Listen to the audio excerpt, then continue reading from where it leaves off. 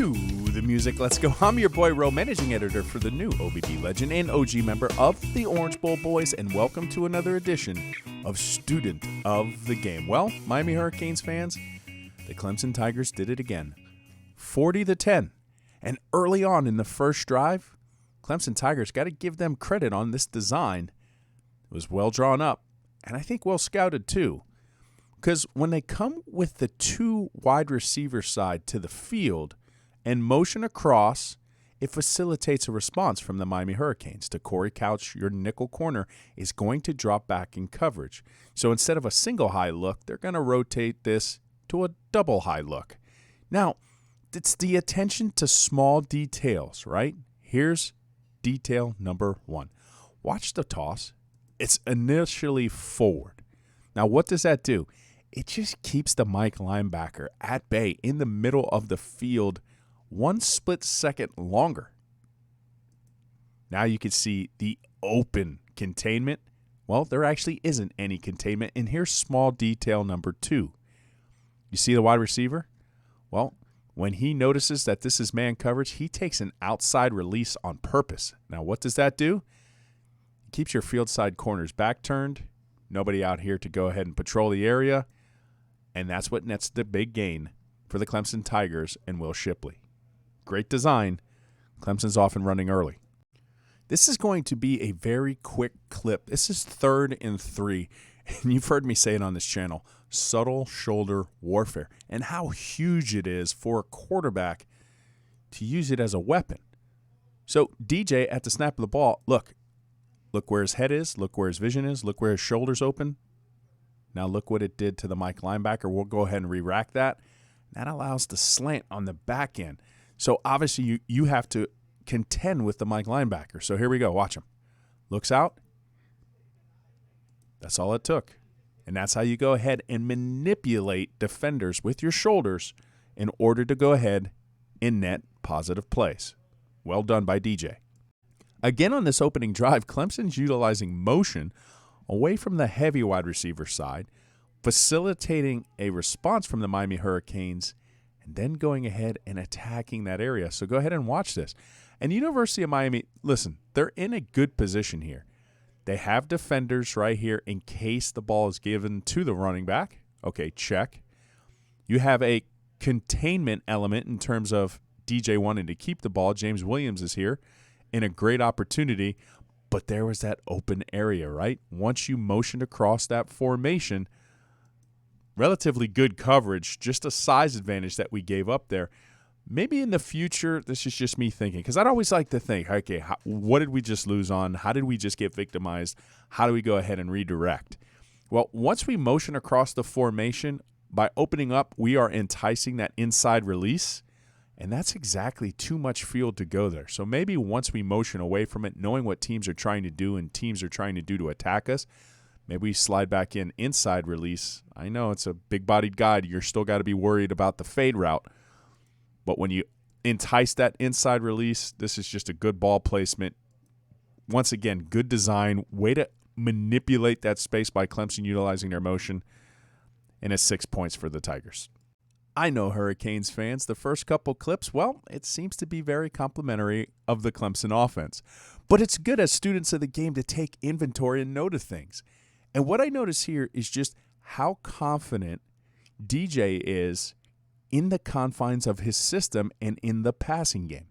So I want you to see the concept. Nothing remotely complicated in what's being asked to do, but then I want you to see the response of how DJ operates within it. At the bottom of the screen, you're running a stick pattern. You're running a go outside with the wide receiver 1, and the 2 is going at the line, at the sticks, going to be doing an out route. So that's where read 1 is for him. He looks immediately, okay? He surveys the field and realizes, okay, we're in a man coverage, okay? That's an off-man variety. Slot's going to go ahead and attach to a 2. And now he snaps back his head to see the slant wheel comes all the way across the formation to go ahead and net you a first down. That doesn't look like much, but it's just the conviction of doing it. Watch it real time from the quarterback. Ready? Not there. Swing. Go. That isn't easy, my friends. I know it looks easy, and it's just 3rd and 3, but that's knowing exactly what to do when the original play is not there. It's not there. So let me come off my read. University of Miami does a pretty good job here with the pass off. They're going to go ahead and slide this out, slide this over. But again, good conviction by the quarterback. Wasn't his primary read. It was a split-level concept, right? Look quickly into the boundary. If it's not there, snap your head around quick, get to the field side, see what you could see. He found something on the opposite end of the field. I appreciate that. Finally, over to the University of Miami Hurricane offensive side of the ball. They come out in 12-set personnel, the Rooster in pistol variety. You have Jaleel Skinner, Will Mallory in line.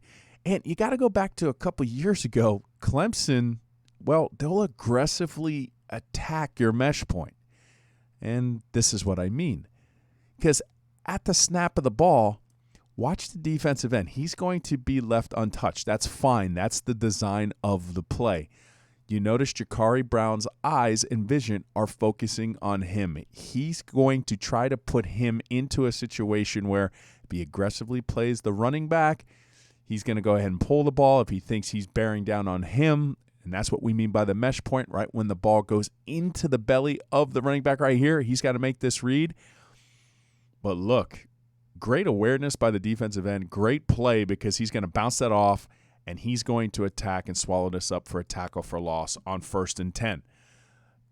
Again, I think right here on this run blitz, and this is exactly what this is, defensive end knows that he has outside help, so that's going to be more of the contained force player. He's going to be more responsible for the quarterback, so he can overly aggressively play that running back, and that's exactly what he does. Comes in, grabs it. Now Miami's behind the chains. So on 3rd and 11, you're going to see the stark contrast now from passing styles and philosophy. Now, Clemson has been ahead of schedule. They are facing more manageable 3rd and 3s, 3rd and 4s, and more your playbook opens up when that happens. Obviously, on 3rd and 11, the threat of the run dissipates highly. And if you've watched this channel, you know that anytime they come along the line of scrimmage and run a simulated pressure front, you know that's going to have a high chance of getting home against this offensive line.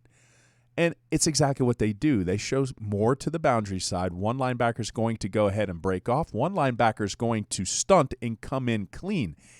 And here's where I have a little bit of an issue, the running back. Now, the running back is going to be used right here. He's looking and patrolling this area first. He loses sight of the fact that there is a looping linebacker that's going to get home, and then you send him on a check down early. That's what he's taught to do. Read your gap, then go. Now, what is the reward there? By keeping him into block, maybe you don't have something getting home. This was never going to be a viable option, especially on this 3rd and 11. Now, again, 3rd and 11. And we have to watch the quarterback to receiver route relationships. Because we know why the blitz gets home. Obviously, simulated pressure, running back releasing a little early. He's not factoring into the protection scheme. But at 3 steps, 1, 2, 3. Okay, now I know Jakari's already sensing the pressure and he's trying to escape, and rightfully so. There's going to be things that, who's looking for the ball? There's nobody looking for the ball. There's not anywhere that Jakari Brown has right now in this concept to deliver the football. He's not leaving too early. He senses it's coming. He can't step up because there's a linebacker looping. There's just so many parts to this that you can't blame the freshman here. He's just trying to make a play because, honestly, nothing was there. Well, boom. So, listen, you can see talent, when it's talent versus scheme, and there's a lot of debate online, and sometimes I'm front and center with it. I'm just going to kind of go behind the curtain. It's like, oh, there's not enough talent, and, when is a scheme? Talent doesn't have his guys. This is talent, all right? This is talent from Clemson. This is a mesh concept. Miami runs a ton of mesh, 3rd and 4. Actually, a good call here. They run it from a 4x1 variety. That's kind of a new wrinkle for the Hurricanes. But just watch. Will Mallory's full head of steam running, and then you just got a linebacker close. Now, I know University of Miami Hurricanes essentially got the first down there, but this is awareness. This is closing speed. That's talent. Miami needs to improve its talent on its roster. I get that. But it's more than that. I'm seeing a lot more of this, and University of Miami, when Tyler Van Dyke was under center, got victimized by this as well, trying to throw a ball onto the perimeter. They're going to allow this unchecked edge player to come in, which is okay, but the reality is, as a quarterback, we have to do a better job of manipulating this guy, because when you have a quick perimeter screen call and you're trying to get the ball to Brashard Smith, this is your nightmare. You have to be able to pump this, get him off his feet, and redirect. And I know that sounds crazy, but we were already victimized on something similar earlier in the year, and you're starting to see the change from the NFL level. And I actually had a Jake Allen comparison where he basically let the guy came in, got him to leave his feet, and basically threw it around the defender. That's your only option, because allowing this to happen is a nightmare. That's the one guy who can blow up the play, and just doing that led to a nightmare. Got to know your nightmares, especially ones that burned you earlier in the year. See, I don't think this is on the quarterback, Ja'Carri Brown, either. He has to throw this ball. The reason being, it's a screen. You're going to have offensive linemen releasing downfield. So if you don't throw it, you have to run, because if you try to throw it anywhere else, it's a legal man downfield. You have somebody pressed into the boundary, one-on-one. Again, what's the nightmare? He's going to read this quick screen. He's going to blow it up. Right here, when you have your tight end flexed out, you tell me if he's ever going to get there. Just watch. Does he have a chance? I don't think so. He never has a chance. Now, either he has to decrease his split because he's got to realize he has somebody into the boundary that he has got to get on top of and block quicker. But 2nd and 7, you get behind the sticks because the inattention to details cost you. Now this one you got to have. This one's going to be on the quarterback. This is an out. You have the right read. I think it's a slight degradation of the footwork here that allows this ball, because typically what you're going to see from quarterbacks, right, they take that hop step and then it's 1, 2, 3. You see that quick hop? Now what I think that does, it throws off the quarterback route to wide receiver depth relationship, because you take that extra little pause to step. Now you're throwing it. He's trying to throw this with anticipation and touch. Ball sails on him a little. But I think that was a footwork on the back end issue. 3rd and 1 situation. You're down 24-0. Clemson obviously playing the run heavily. 1, 2, 3, 4, 5, 6, 7, 8 individuals in the box. When you have 8 individuals in the box, obviously University of Miami have 8, so they have numbers. But reality is, looks like the University of Miami consider this linebacker to be the safety, because typically a lot of times you'll see the safety, but now he's up here. So this is your free hitter. They don't contend with him at all.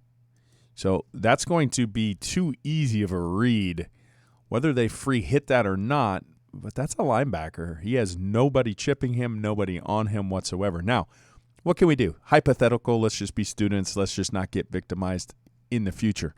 Well, now if you go ahead and turn this into kind of a quarterback lead, now you have somebody leading the hole. Now the quarterback can come in and potentially now you have the numbers to block right. But that was never getting off the ground, ever.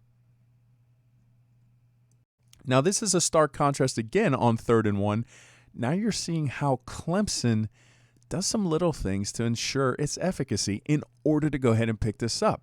This is how they create a numbers advantage and loosen the box. On the last clip, you saw 8 Clemson defenders in the box. Well, when you go ahead and see this stack concept outside the hash, you're automatically thinking that this could be an RPO attached quick bubble screen. We're going to watch there first. It's exactly what that is. So what does that do? Forces 2 defenders who can't really factor and be force players, right? Plus you had Cam Kinchins over the top. Now let's go back to the numbers, okay? Because by doing so, there's 3 on 2, only 7 in the box. So now you have the advantage when your quarterback decides to keep, and it's exactly what he does. There you go. That's how you run when you have 8 on 7 versus the other way around. First down.